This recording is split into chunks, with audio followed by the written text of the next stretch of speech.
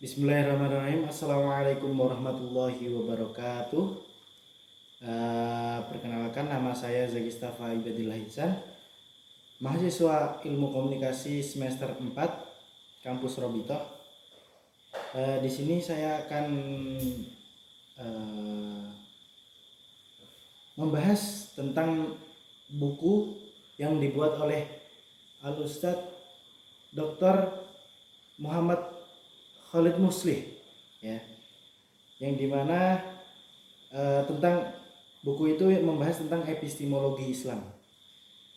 Pada bab atau sub kedua, yaitu definisi dan sejarah epistemologi Islam, di sini dijelaskan bahwasanya epistemologi atau yang dikenal sebagai dengan teori ilmu pengetahuan merupakan cabang ilmu filsafat yang berkaitan dengan persoalan-persoalan tentang ilmu pengetahuan yang bersifat menyeluruh atau mendasar.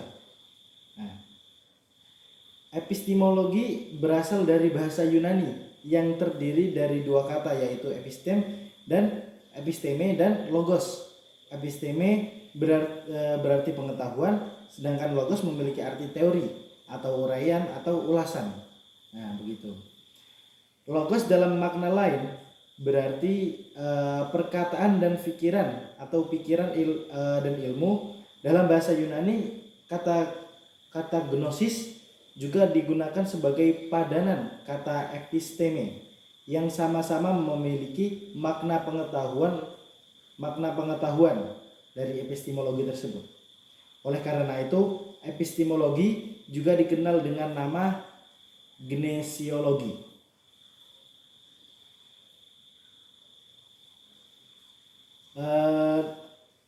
Untuk definisi dan sejarah epistemologi Islam, dalam sejarahnya kata epistemologi pertama kali digunakan pada tahun 1854 oleh James Ferrier. Ia adalah filsuf pertama yang mengenalkan kata epistemologi sebagai padanan theory of knowledge. Nah, James Ferrier menjelaskan bahwasanya epistemologi akan menghasilkan sebuah jawaban dari pertanyaan-pertanyaan apa yang dimaksud dengan pengetahuan dan mengetahui apa yang diketahui dan apa yang bisa diketahui dan tidak bisa diketahui. Buku yang membahas tentang permasalahan epistemologi atau teori ilmu pengetahuan telah banyak ditulis oleh beberapa filsuf sebelum James Ferrier. Meski istilah epistemologi sendiri belum ditemukan, René Descartes dalam tulisannya yang tidak sempat diselesaikan dengan judul Regular at Direction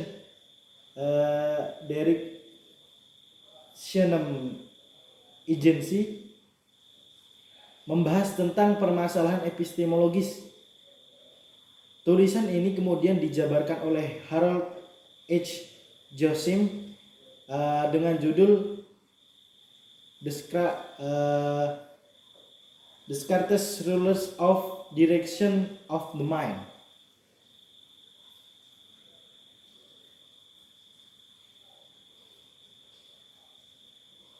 Sebelum istilah epistemologi dikenal, istilah yang lebih dahulu digunakan adalah gnoseologia atau gnosiologi. Istilah ini pertama kali disebutkan oleh Alexander G. Baumgarten dalam karyanya yang berjudul Scagarpia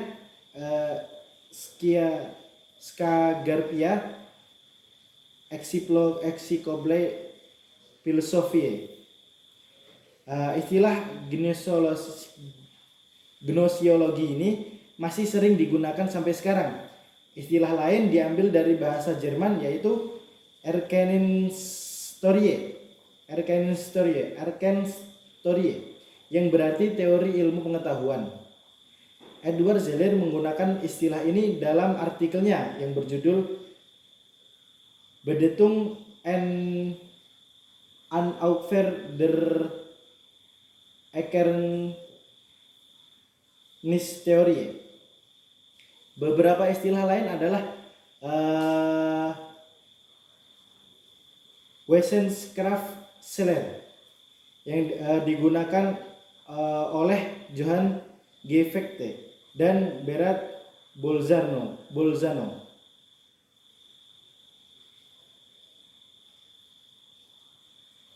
Nicholas Resser menjelaskan tujuan dari epistemologi sebagaimana tertera dalam bukunya adalah untuk mengklarifikasi apa yang melibatkan konsepsi pengetahuan, bagaimana hal tersebut diterapkan, dan untuk menjelaskan mengapa hal tersebut bisa memiliki ciri sebagaimana ada. Hal tersebut memiliki ciri sebagaimana yang ada. Jadi berdasarkan keterangan di atas, persoalan-persoalan pokok yang menjadi kajian epistemologi bisa dirangkum dalam 3 pertanyaan. Yang pertama yaitu apa sumber-sumber dari pengetahuan tersebut? Yang kedua, apa watak dasar dari dan struktur pengetahuan tersebut? Dan yang ketiga, apakah pengetahuan tersebut benar atau validity?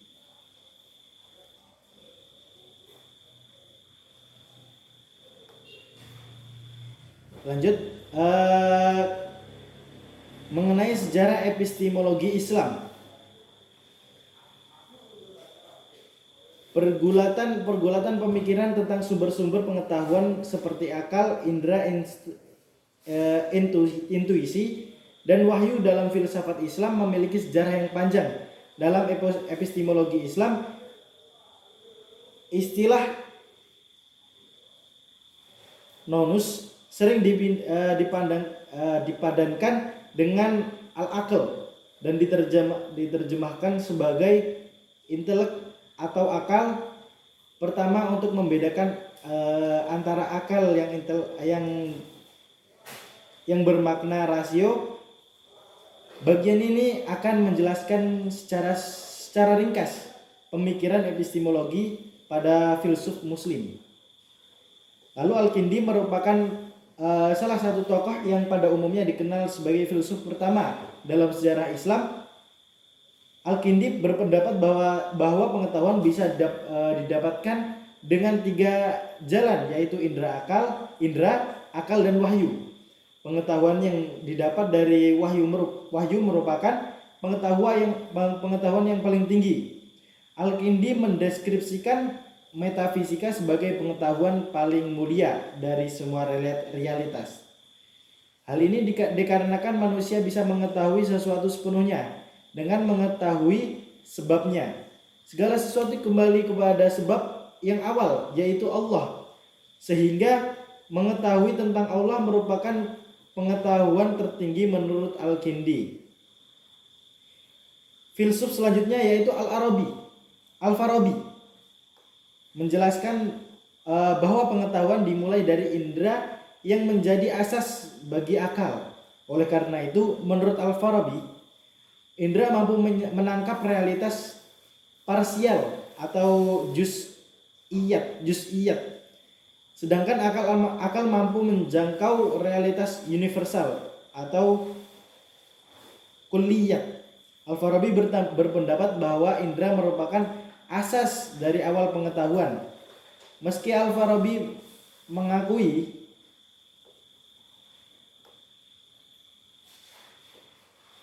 indera dan akal, meskipun Al-Farabi mengakui indera dan akal, tapi menurutnya keduanya bukanlah sumber ilmu pengetahuan. Keduanya adalah perantara yang menghubungkan intelek manusia dengan intelek aktif atau al-aql atau al-af'al. Al-Farabi mengibaratkan hal di atas dengan matahari dan mata.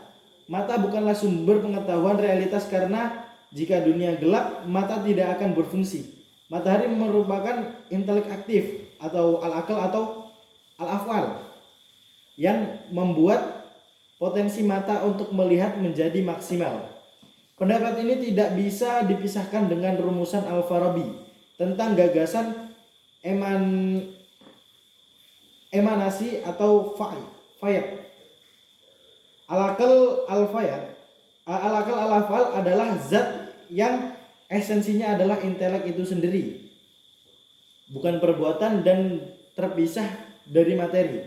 Al-aql al-af'al inilah yang mengantar objek menjadi makul atau ditangkap oleh rasio.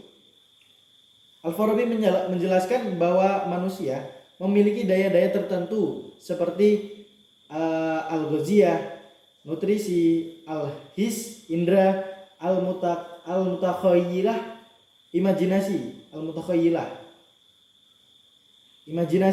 dan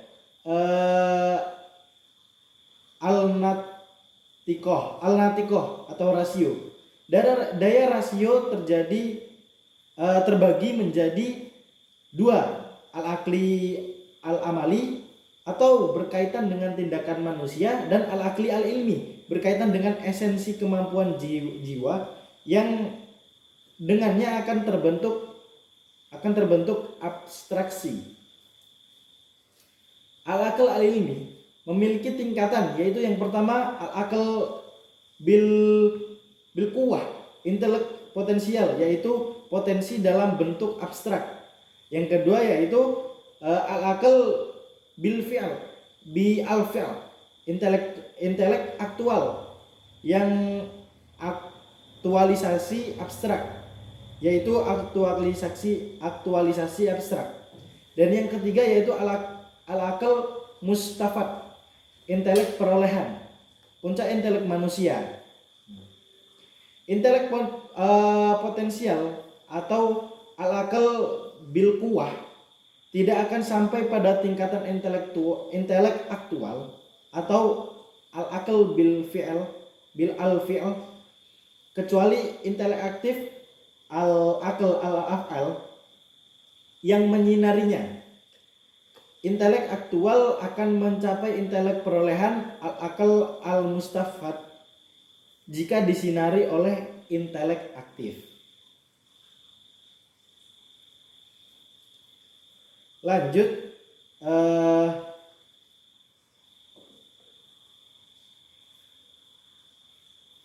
Ibnu Sina membagi dua jenis filsafat, yaitu teoristis dan praktis. Filsafat teoristis berhubungan dengan pencarian pengetahuan tentang kebenaran, sedangkan filsafat praktis berkaitan dengan pengetahuan tentang kebaikan. Selain itu, Ibnu Sina juga membagi ilmu menjadi dua, yaitu ilm al-husuli dan ilm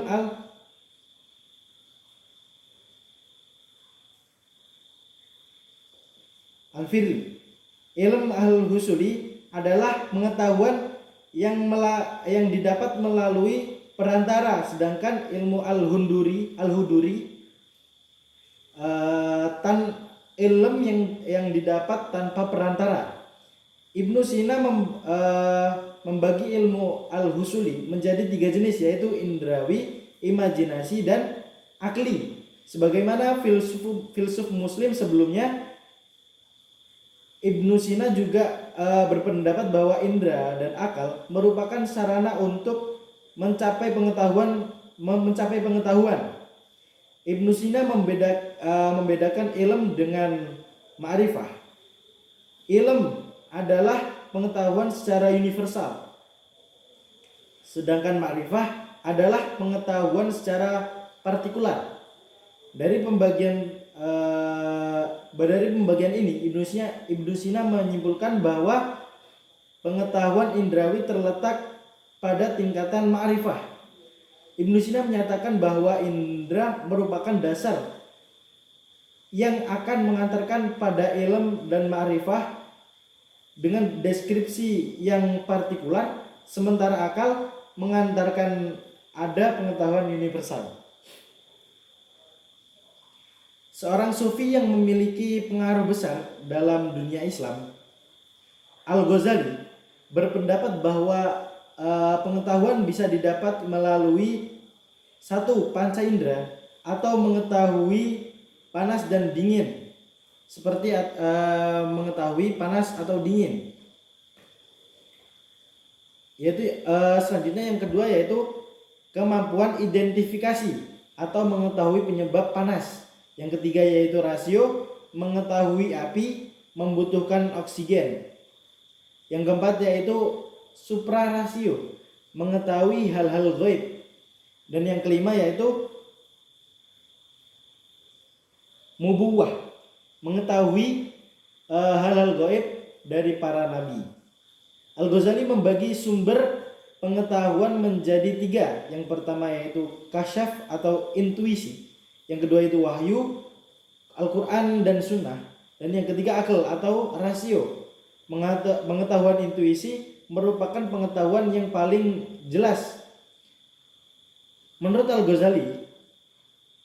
Bahkan Al-Ghazali mendefinisikan ilmu bukan hanya sekedar pengetahuan biasa, tapi sebagai pengetahuan tentang Tuhan, segala sifatnya dan kewajiban-kewajiban agama seperti sholat, zakat, dan haji. Namun bukan berarti Al-Ghazali menolak kausalitas ilmiah. Dalam ilmu pengetahuan, apa yang ditolak oleh Al-Ghazali adalah keterlepasan dari Tuhan dan terfokus kepada sebab dan akibat pada seluruh realitas. Api membakar kayu bukanlah hanya sebatas sebab dan akibat, namun ada kehendak Tuhan di dalamnya. Jadi terbakarnya kayu bukan karena sebab dan akibat pada sebuah realitas, melainkan juga ada takdir Tuhan di dalamnya. Al-Ghazali berpendapat bahwa tahapan-tahapan ilmu pengetahuan meliputi yang pertama yaitu tahap indrawi, yang kedua tahap imajinasi, yang ketiga tahap rasio, dan yang keempat walaupun bukan termasuk tahapan, namun bisa dikategorikan bahwa ilmu pengetahuan tertinggi adalah nubuwah. Ya. Ibnu Rushdi menyatakan bahwa kebenaran bersumber dari realitas dan wahyu. Realitas terbagi menjadi 2, yaitu al-maujud dan al-mahsus. Realitas indrawi dan al-maujud al-ma'qul, realitas metafisik. Dua realitas ini tidak dipisahkan dan saling berhubungan. Realitas indrawi melahirkan sains, sedangkan realitas metafisik melahirkan filsafat. Realitas kedua atau wahyu melahirkan ilmu-ilmu keagamaan. Rasio dalam pandangan Ibnu Rushdi merupakan salah satu potensi untuk mencapai pengetahuan.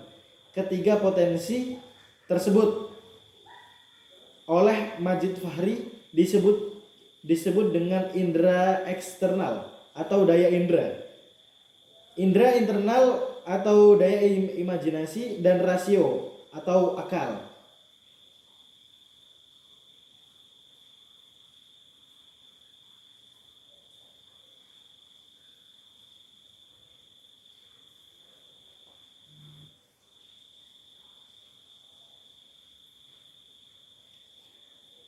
Rasio terbagi menjadi 2, yaitu praktis dan teoristis. Rasio praktis bersumber dari pengalaman sehingga sering tidak konsisten dan tidak stabil. Sedangkan rasio teoristis berasal dari penalaran. Penalaran merupakan hasil dari penilaian dari proses abstraksi lalu kombinasi terakhir, yaitu proses pemahaman gagasan yang bisa ditangkap oleh indera, yaitu penilaian yang melahirkan penalaran tersebut. Abstraksi merupakan proses pemahaman gagasan yang bisa ditangkap oleh indera. Setelah itu proses berlanjut menuju kombinasi, yaitu penyatuan berbagai abstrak hingga menjadi sebuah konsep. Proses terakhir adalah penilaian terhadap konsep tersebut. Gagasan tentang epistemologi dalam epistemologi Islam selanjutnya bisa ditemukan dalam filsafat Isyraqi atau filsafat iluminasi dan Suhrawardi. Mengetahui sesuatu menurut Suhrawardi adalah memperoleh pengalaman tentang hal tersebut. Pengetahuan tentang sesuatu didasari pengalaman yang dianalisis oleh pemahaman intuitif. Sumber pengetahuan adalah penyinaran.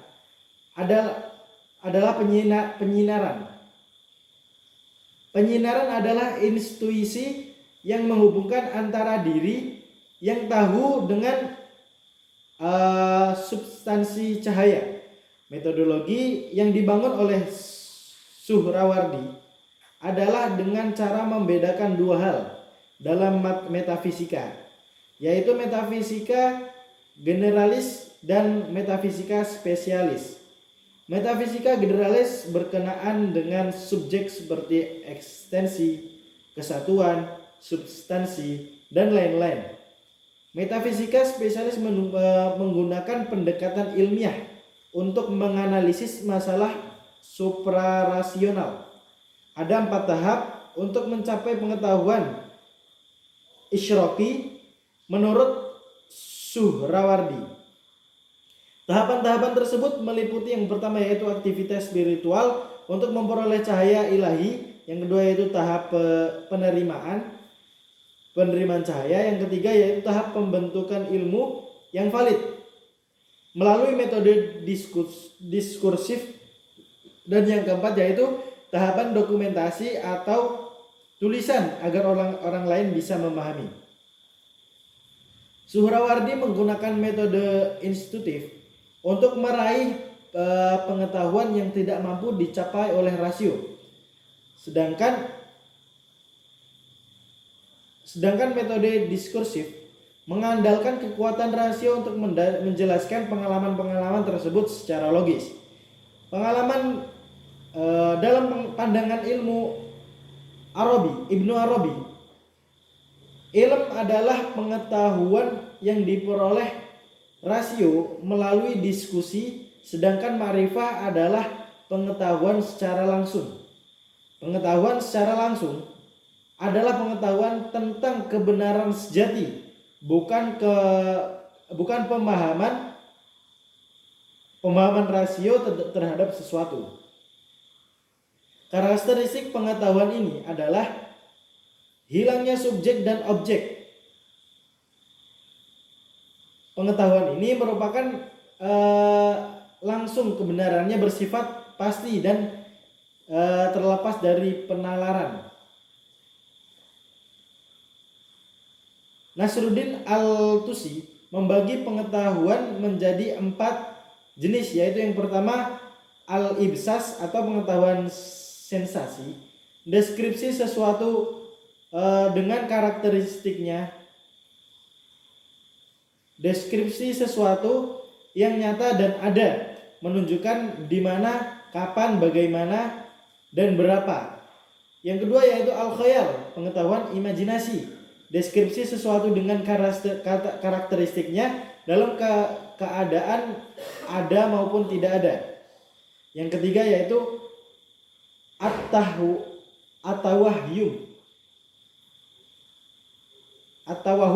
atau pengetahuan asumsi, pengetahuan makna tanpa sensasi dan partikular.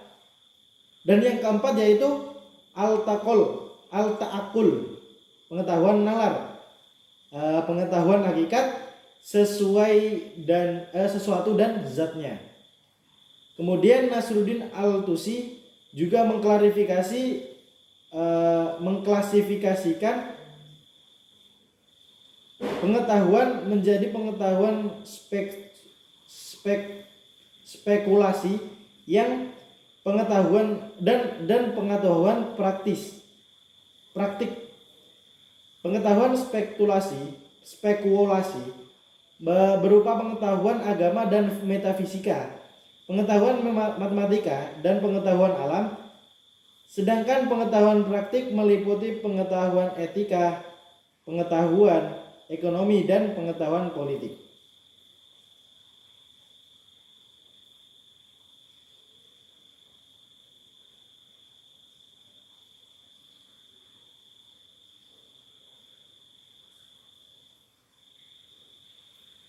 Sementara mula sadra yang berbekal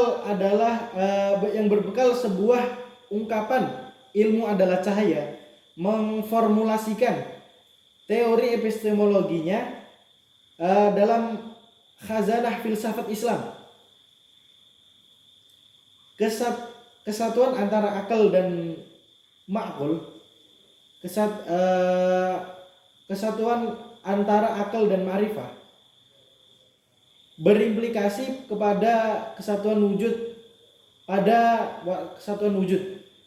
Mula sadra berpendapat bahwa realitas hanyalah satu, yaitu wujud yang kemudian bergradasi. Muhammad Iqbal menjelaskan bahwa pengetahuan persepsi indrawi yang berproses dan dipahami dengan pemahaman. Namun persepsi indrawi saja tidak menandai, sehingga membutuhkan persepsi lain dengan menggunakan terminologi yang dipakai oleh Al-Quran, yaitu fuad dan qalb. Dari persepsi hati inilah pengalaman religius bukan sekedar ilusi tetapi berada pada derajat yang sama dengan pengetahuan. Untuk menguji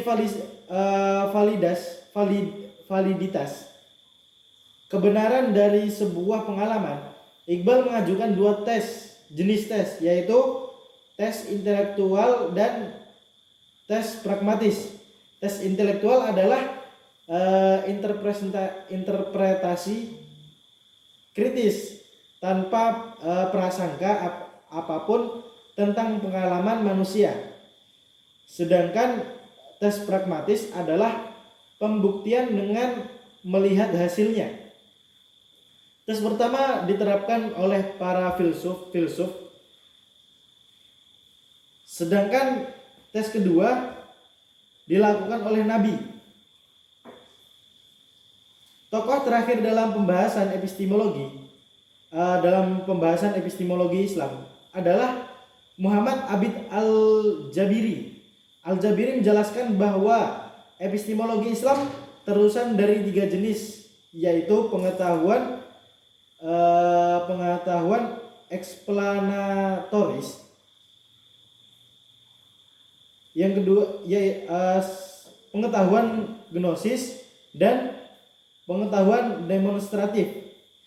Epistemologi bayani memiliki otoritas kebenaran yang disandarkan pada teks. Epistemologi bertumpu pada institusi atau kasif untuk menentukan kebenaran. Sementara epistemologi burhani menjadikan akal sebagai otoritas kebenaran. Jadi kesimpulannya, epistemologi Islam tidak pernah terlepas dari ketuhanan. Berbeda dengan epistemologi Barat yang sebagian sampai melepas dan menjadikan prinsip-prinsip kebutuhan. Sebenarnya masih banyak pembahasan epistemologi Islam yang dibahas pada bab ini, tetapi pembahasan mendalam akan lebih detail pada bab-bab selanjutnya. Mungkin cukup sekian dari saya, kurang lebihnya mohon maaf. Billahi taufiq wal hidayah, waridha wal inayah. Wassalamualaikum warahmatullahi wabarakatuh.